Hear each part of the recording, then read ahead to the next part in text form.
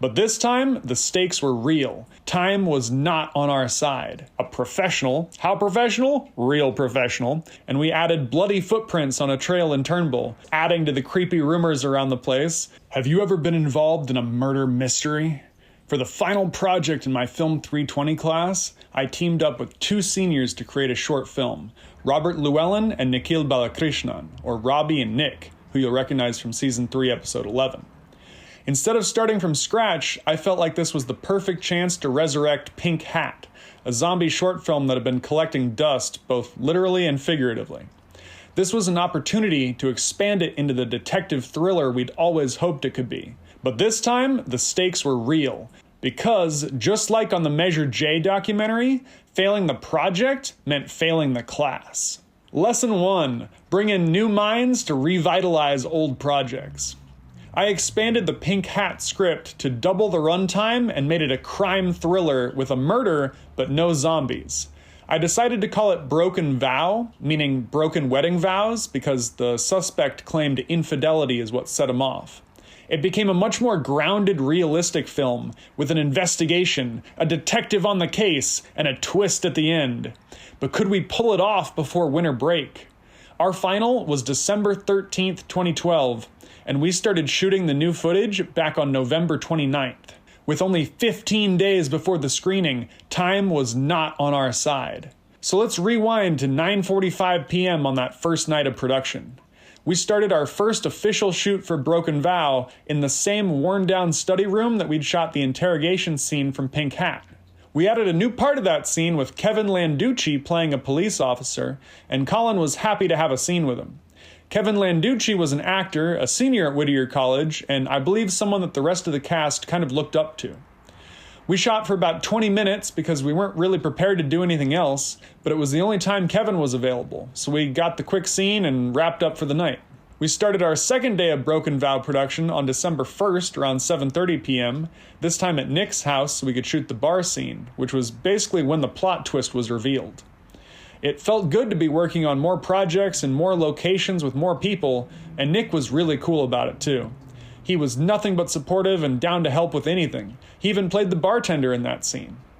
Having this location made the film feel like a higher caliber production, and I was really happy with what we got that night. Fun fact, after we wrapped production for the day, I went straight to the party that I mentioned back in Season 3, Episode 17, Club Tease Me, so I had very little downtime, but I wanted to make movies without missing out on the big events. On the afternoon of December 5th, I met up with Nick and Robbie to knock out a lot of scenes. We started by shooting in Turnbull Canyon, a location you'll remember from Season 3, Episode 4, and we added bloody footprints on a trail in Turnbull, perhaps adding to the creepy rumors around the place, but it only took about an hour and a half to finish that scene. By 7:30 p.m., we got our first shot of a scene in a parking lot, a quick half-hour shoot of my character, Detective Matthews, a professional, how professional? Real professional, taking a phone call. We used the street lights in the parking lot so you could actually see anything on camera, since we couldn't get an extension cord out that far, and used the battery-powered LED brick to take some of the harsh shadows off my face. Detective Matthews was supposed to be watching TV at home in the next scene, but we didn't have a living room to shoot in, so we used a common area on the first floor of Stauffer. It had a couch and a back wall, so we figured it would look similar enough to a crappy apartment. No TV? No problem. We used a light off camera to fake the TV glow on my face. That's a classic student film move. If you don't have it, keep it out of frame and fake it with whatever you've got. If you don't have a jail, shoot a wall with shadows cast by the bars, even if they're cut from a piece of paper, to give the impression that there's a cell door just out of sight. Around 9:30 that night, we shot the scene with the doctor, played by Robbie, in a science building classroom that looked the most like a college classroom out of anywhere on campus. This was one of my favorite scenes from the new footage.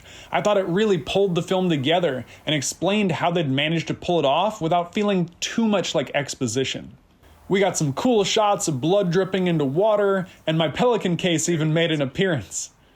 I've been showing you the raw footage, but for the final cut, we actually desaturated it so we could give it more of that classic black and white film noir look.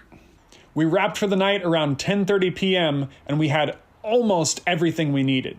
The next morning, I felt like Broken Vow needed a little more B-roll, so I walked around campus and got some location shots and crime scene establishers. Fun fact, I'd found a quote that day, a shortened version of what was said by Alanis Obomsawin of the Abenaki people, and what he said was, when the last tree is cut, the last fish is caught, and the last river is polluted, when to breathe the air is sickening, you will realize too late that wealth is not in bank accounts and that you can't eat money. That made me think about the theme and morals behind Broken Vow, a film about someone putting the value of money over the value of life itself, so I tried to lean into that as much as possible. I'll get more into who this is in a later episode, but for a very important role, we cast a theater actor and all-around personality named Klamer, a real character on and off the screen. You might remember him from Season 3, Episode 12, and he'd go on to act in 2 of my other films, including Carpe Diem, and would eventually be widely recognized online for a number of reasons. But that night, we recorded Klamer with a shiv in the interrogation room. Sorry. Detective. Yeah, I got you. Oh! A quick shot that took around 45 minutes so we could get the fake blood to drip correctly. The infamous coat of many pockets even makes an appearance. But with that scene shot, we thanked Klamer for his help, and then walked right outside and quickly shot the killer on the phone scene, which took a grand total of 3 minutes to get 2 takes. I had met Nick Stanton from Season 3, Episode 13, because he was one of Klamer's roommates. And that afternoon, Colin and I got Nick to go to a study room in the library and dress up in a police officer costume to play the part of the chief of police. It was a quick scene, and he did well, even though he wasn't actually an actor by trade. We managed to get the scene shot in just 2 takes, and again it took us a total of 3 minutes to shoot that scene from beginning to end. After that, I walked around campus one more time to get a few establishing shots of areas I hadn't realized we'd need until the film was cut together more. And that was essentially Broken Vow's additional unit of photography, aka the final shots we needed to complete a film, often without any actors involved. That was the last scene we needed for Broken Vow, so technically, we didn't wrap production until 5 days before the screening, so we were cutting it really close. Lesson 2, the most valuable feedback comes from professional mentors. I had to turn in a 4-page paper on Broken Vow on December 13th, and I talked about how we'd attempted to recreate the feeling of a film noir from the 1950s, how it had a little inspiration from the movie Chinatown, and how the hardest part had just been getting actors willing to make it. I made sure to mention that Nikil had been super helpful with producing, and that Robbie had been fantastic with props, costumes, and editing. We screened an export of the film, and Professor Cheatham's main notes were about sound clarity and lighting options. Ever since then, on the way home, we started arguing about that. I mean, positive song. She'd been cheating on me for months with that woman. But all 3 of us got A's in both the project and the class overall, so we were really happy that day. However, when I posted it online, people were a little harsh in my opinion. I think a lot of people treated it like it was a film made by adult professional filmmakers, not an 18-year-old in his first semester of college who shot and edited it in a couple of weeks. Looking back on it, I think that came down to 2 reasons. First of all, I never called any of my projects student films because I did want people to take them seriously. And 2, we didn't look 18. We'd tried to look older to fit the roles, and I guess we succeeded in that. People usually thought I was in my early 20s anyway, so they'd see the film and judge maybe a 24-year-old, not an 18-year-old. And this had its pros and cons, but it made me expect criticism a lot of the time. Add to that, my close family had very high expectations when it came to my work, and it meant, unfortunately, that I assumed I'd get at least one bad reaction whenever I released a project. But that's why I was so grateful to get feedback from Rich Cheatham, a film professor with a PhD from USC, someone whose opinion I actually trusted to judge my work. So I passed all my classes, and I went into winter break with a GPA of 3.93, higher than I'd ever had in high school. But you'll have to tune in next week when we finally get back to shooting more scenes for Carpe Diem. Oh gosh. Just not alone. That would have been weird if I was a murderer. Hi, I'm the cop.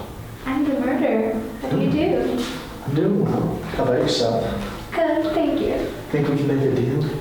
I think we can figure something out. Action. Come in, officer. Can I come in? No!